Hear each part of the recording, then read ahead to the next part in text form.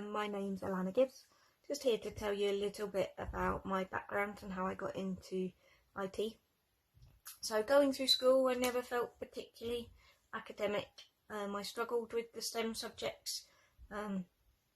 Much more of a creative person, so I liked art and design and drama and that kind of subject. So leaving school, I went to college and studied general art and design. And then from there I went off to art college and did a HND in fine art.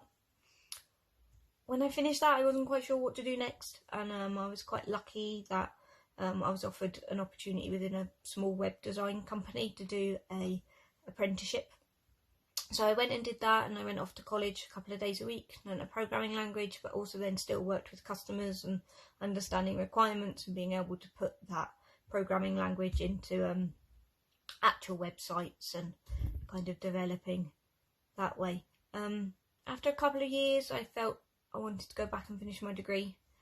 So I went back to art college, but I changed specialism and I no longer did fine art. I changed and did photo media and design communications.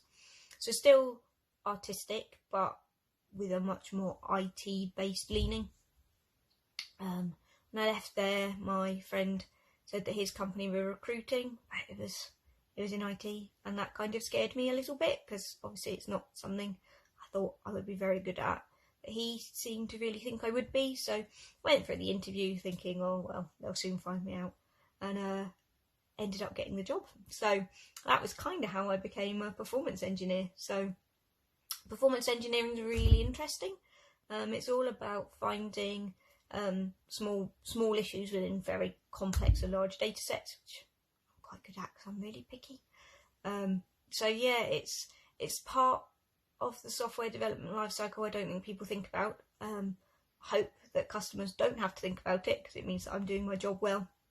And it basically means that we run 2 production size environments, and we are constantly running tests that mimic what the users are doing, so that we can spot problems before they go to production. We run quite a lot of campaigns, so say Black Friday or a new iPhone's being launched and that kind of thing. We're expecting traffic to be quite heavy, so we run things behind the scenes to mimic that and make sure that the environment is sound and ready. So it's really interesting. Obviously technology is changing all the time, so it's one of those things that it never gets boring. Working in IT, kind of felt there's a lot of chat about the gender pay gap and not a lot of women in IT, but I've never felt particularly different to the men I work with. I've always kind of felt that we're the same.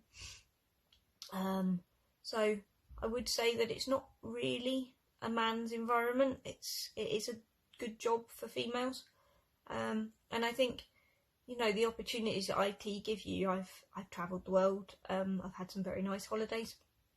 I've recently had to scale back my travel, and that's because I became a parent. And it's something that I never really thought about when I was defining what career I would have, and it's probably something you're not thinking about yet. But actually, working in IT has given me that opportunity now that I can be flexible in my working. I've gone part-time at the minute, and that's so that I can spend a bit of extra time with my daughter. And going back to work after my maternity leave and stuff, I felt quite well supported. I felt like my skill set was still wanted and needed, and that the Sky themselves are very much family first, but also that they feel that you're an integral part of the workforce, and that they will upskill you and keep your skills fresh to keep you working. So something that I never really thought about, but actually has probably been the most important part of choosing a career, is the fact that I can work, and I can work well, and I can work in a company I love, but I can also spend that extra time with my daughter. So yeah, hopefully see some of you soon, and yeah, thank you.